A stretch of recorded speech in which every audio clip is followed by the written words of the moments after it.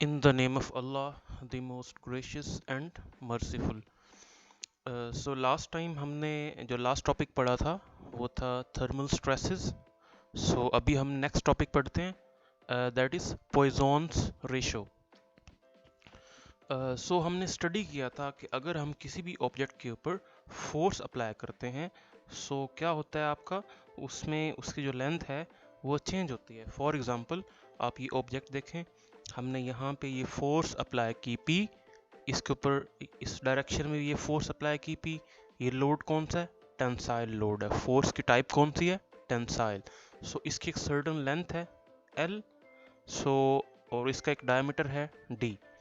सो हमने क्या देखा कि जब आपके पास लोड इसके ऊपर हमने लगाया सो इसकी जो लेंथ है वो आपकी चेंज होगी L1 और आपका डायमीटर क्या चेंज हुआ?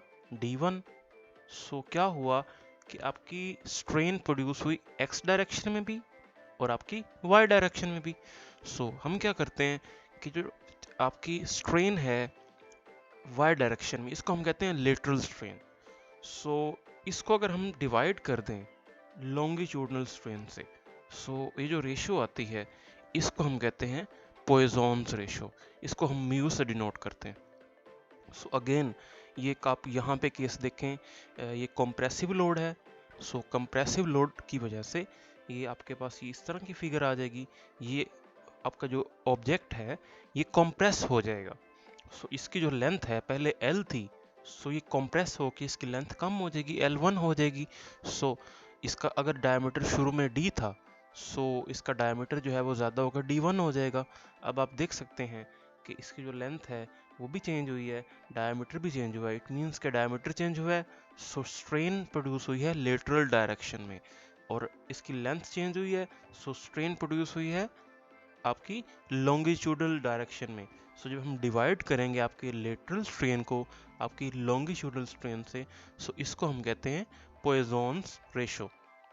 सो ये एक और एग्जांपल है हमारे पास कि ये आपके पास एक बॉक्स है जिसके ऊपर हमने जो है वो ये फोर्स अप्लाई की, कंप्रेसिव लोड अप्लाई किया. सो इसकी वजह से आपकी ये जो डायरेक्शन है लॉन्गिट्यूडनल एक्सिस, इसमें इसकी लेंथ कम हो गई है. सो इसकी स्ट्रेन क्या होगी? चेंज इन लेंथ और ओरिजिनल लेंथ. उसके बाद आपकी जो वाई डायरेक्शन है इसमें इसकी स्ट्रेन, इसकी लेंथ जो है वो ज़्यादा हो गई है. सो वाई डायरेक्शन में स्ट्रेन होगी. जब आप डिवाइड करेंगे आपकी जो स्ट्रेन है इन लॉन्गिट्यूडनल एक्सिस और इसको आप डिवाइड करेंगे लेटरल एक्सिस को डिवाइड बाय लॉन्गिट्यूडनल एक्सिस. अब लेटरल एक्सिस कौन सा है? That is y. और लॉन्गिट्यूडनल एक्सिस कौन सा है? That is x. सो ये हमारे पास जो आपकी इसकी रेशो होती है इसको हम पॉइजन्स रेशो से डिनोट करते हैं. इसको हम न्यू से भी डिनोट करते हैं. This is nu, a Greek letter nu. और इसको हम जो है वो आप जो जिस तरह हमने लास्ट टाइम देखा कि आप इसको जो है वो म्यू से भी नोट करते हैं. This is mu and this is nu. So इसको हम दोनों तरीकों से डिनोट करते हैं.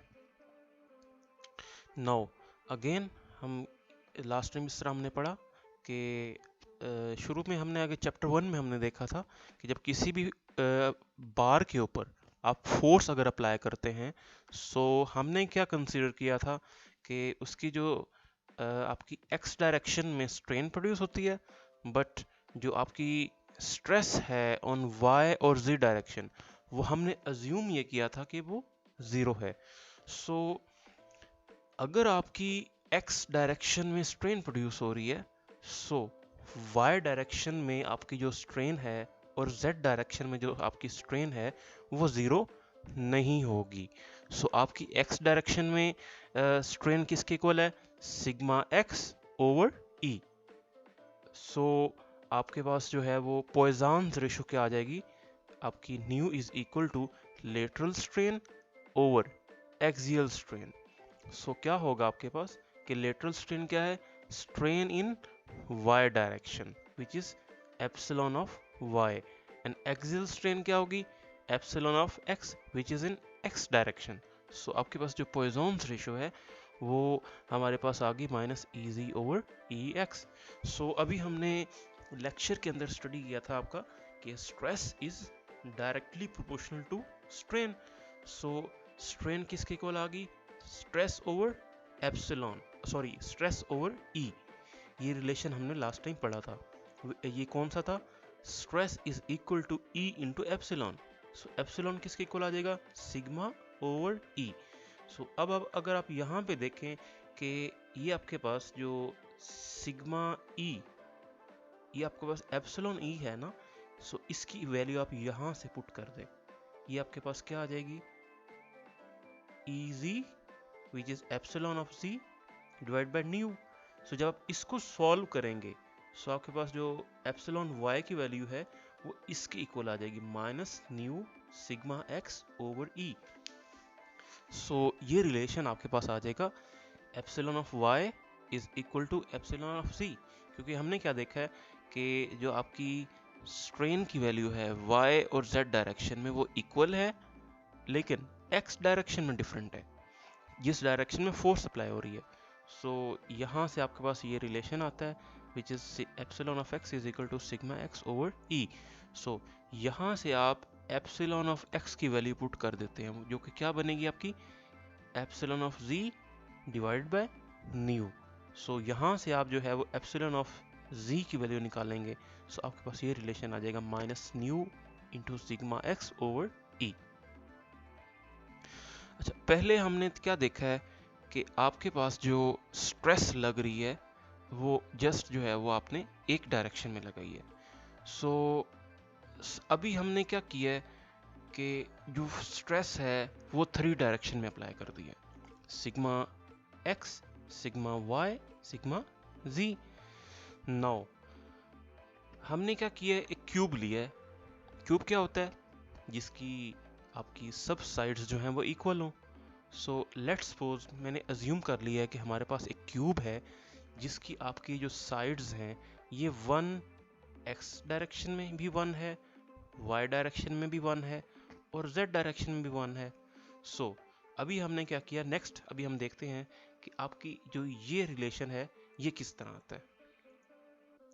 यहाँ पे देखें कि इनिशियली हमने क्या किया है, ये एक आपका क्यूब ले लिया है, इसमें हमारे पास इसकी एक डायरेक्शन x जो कि जिसका जो लेंथ है वो 1 मीटर है, y भी 1 मीटर है और z भी 1 मीटर है। जब इसके ऊपर हम स्ट्रेस अप्लाई करेंगे जो कि x डायरेक्शन में भी अप्लाई करेंगे, y में भी और z डायरेक्शन में भी, सो x डायरेक्शन में स्ट्रेन आएगी एप्सिलॉन ऑफ x। सो पहले अगर लेंथ 1 थी सो 1 प्लस जितनी उसमें स्ट्रेन आई, जितनी उसकी लेंथ चेंज हुई, which is equal to 1 plus epsilon of x।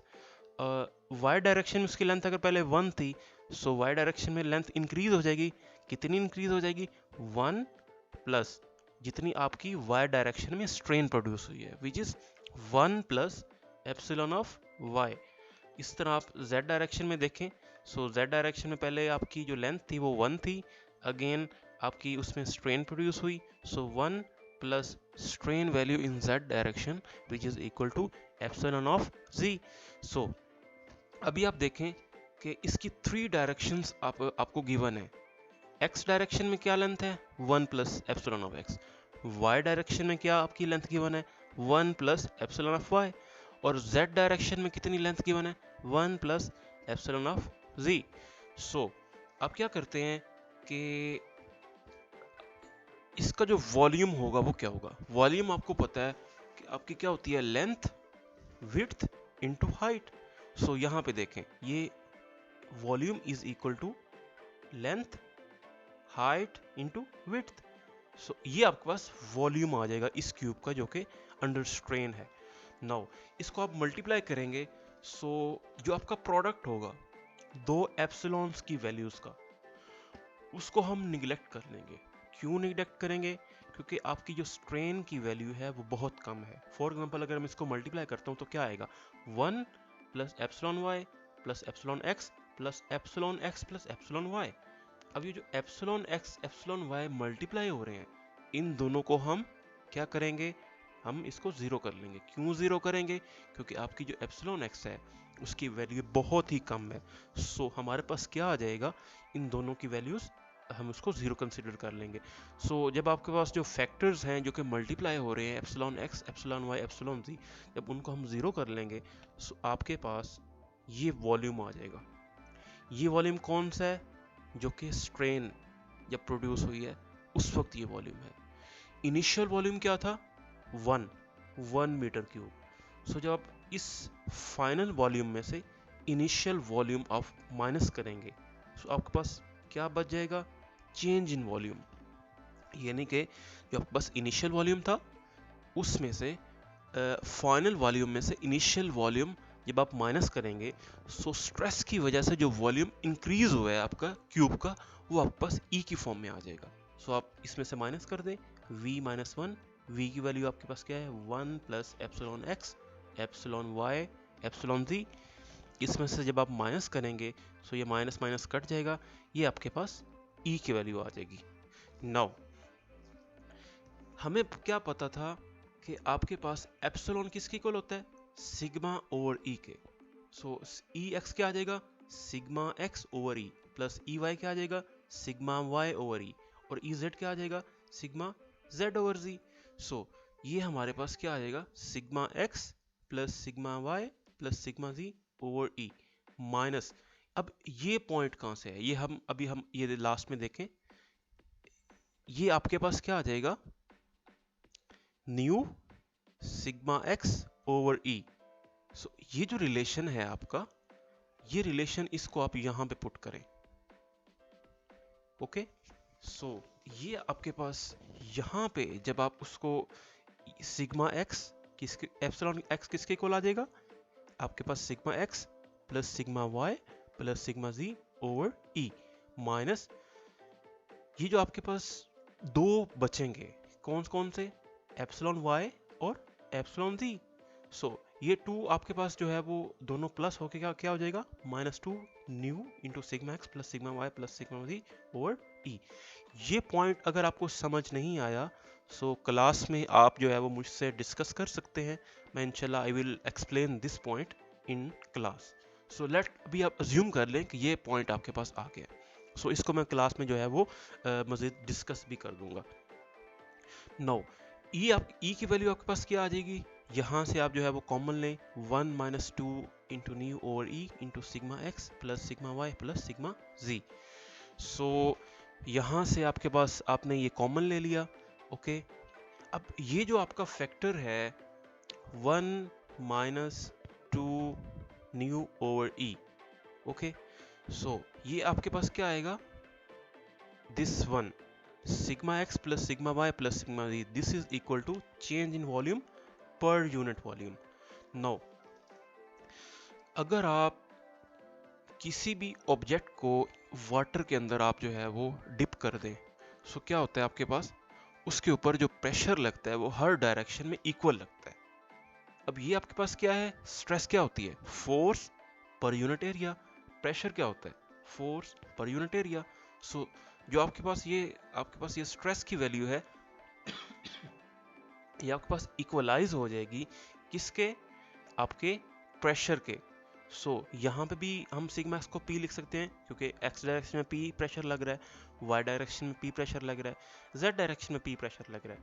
सो आपके पास तीनों, आप जब इसको यहाँ पे P लिखेंगे सो आपके पास फाइनली यहाँ पे आंसर क्या आ जाएगा?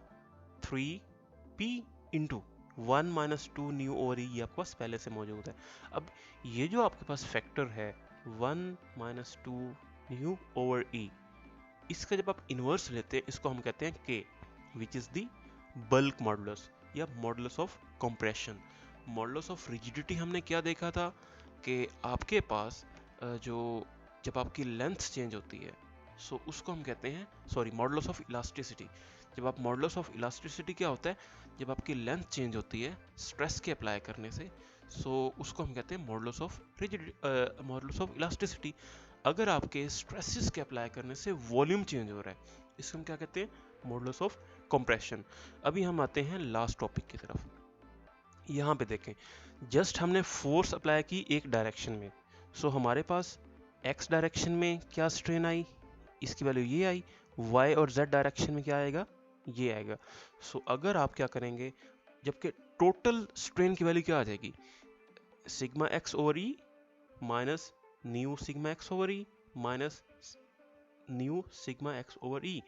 अगर आपके पास फोर्सेस हर डायरेक्शन में लग रही है, एक्स डायरेक्शन में भी आप फोर्स अप्लाई कर रहे हैं, वाई डायरेक्शन में फोर्स अप्लाई कर रहे हैं, जेड डायरेक्शन में भी कर रहे हैं, सो आपके पास स्ट्रेन की वैल्यू क्या आ जाएगी, sigma x over E minus nu sigma y over E minus nu sigma z over E.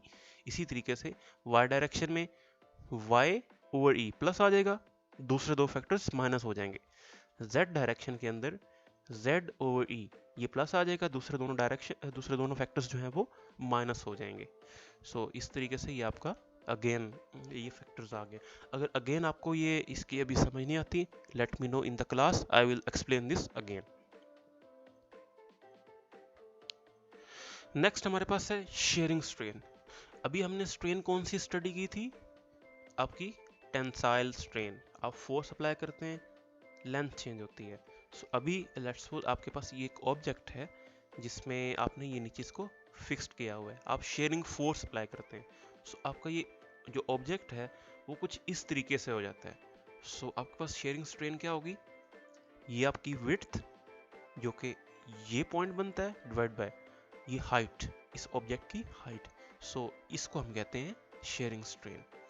So again हमने क्या किया था, stress is directly proportional to shearing force which is this. So जब आप साइन ऑफ प्रोपोर्शनलिटी रिमूव करेंगे, सो आपके पास जो शेयरिंग स्ट्रेस है वो इक्वल आ जाएगा जी इंटू शेयरिंग स्ट्रेन।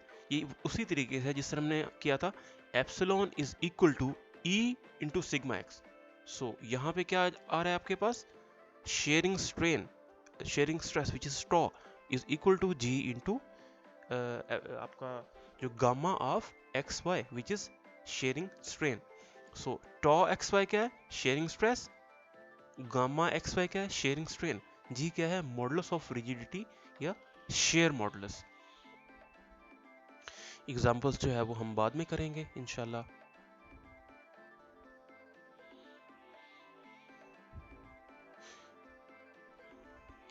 नेक्स्ट हमारे पास आता है जी स्ट्रेस कंसंट्रेशन या होल। अभी हमने देखा था कि जब आप किसी भी ऑब्जेक्ट के ऊपर फोर्स अप्लाई करते हैं तो आपकी जो स्ट्रेस है वो डिस्ट्रीब्यूटेड होती है आपके ओवरऑल क्रॉस सेक्शन में। लेकिन अगर आपका यहाँ पे दरम्यान में होल होता है, सो आपकी जो स्ट्रेस है वो कंसंट्रेट हो जाती है। ये जो आपका होल है इसके अराउंड, यहाँ पे आप देख रहे हैं कि जो स्ट्रेस की वैल्यू है वो जहाँ पे आपका होल एंड हो रहा है वहाँ पे तो मैक्सिमम है, लेकिन एंड पॉइंट्स पे मिनिमम है।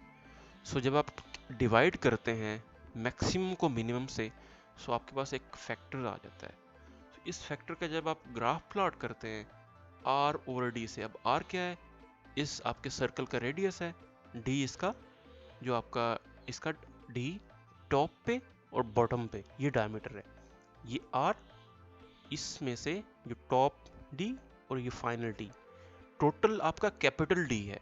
बट कैपिटल डी में से इस डायमीटर को आप माइनस करेंगे तो आपका स्मॉल डी बच जाएगा। सो ये रेशियो को जब आप इससे ग्राफ प्लॉट करते हैं, सो आपके पास इस तरह का ग्राफ आता है कि जैसे जैसे आपकी रेशियो की वैल्यू इंक्रीज करती जाती है, के की वैल्यू भी जो कि आपका स्ट्रेस की जो कंसंट्रेशन है वो भी डिक्रीज करती जाती है। सो जस्ट इसमें आप एक कॉन्सेप्ट आपने ये लेना है कि जब आपका जो है वो किसी भी मेंबर के अंदर आपका होल होता है, सो आपकी जो स्ट्रेस है वो कंसंट्रेट हो जाती है अराउंड दिस होल। अगेन अगर आपके पास जो है वो आपके क्रॉस सेक्शनल एरिया जो है वो कम हो जाता है, तो हमने क्या कहा था कि आपकी जो स्ट्रेस की वैल्यू है वो इंक्रीज हो जाती है। बट यहाँ पे आप देखें कि आपने क्रॉस सेक्शनल एरिया कम किया है but in the form of fillet. ये आपके पास ये जो राउंड ऑब्जेक्ट है इसके बाद जो आपके पास ये लेंथ कम हो जाती है, इसको हम कहते हैं फिलेट पॉइंट। ये आपके पास इसका इस फिलेट का रेडियस आर है। सो यहाँ पे क्या होगा, आपके पास आउटर सरफेस पे तो मैक्सिमम होगी स्ट्रेस, सेंट्रल पे मिनिमम होगी।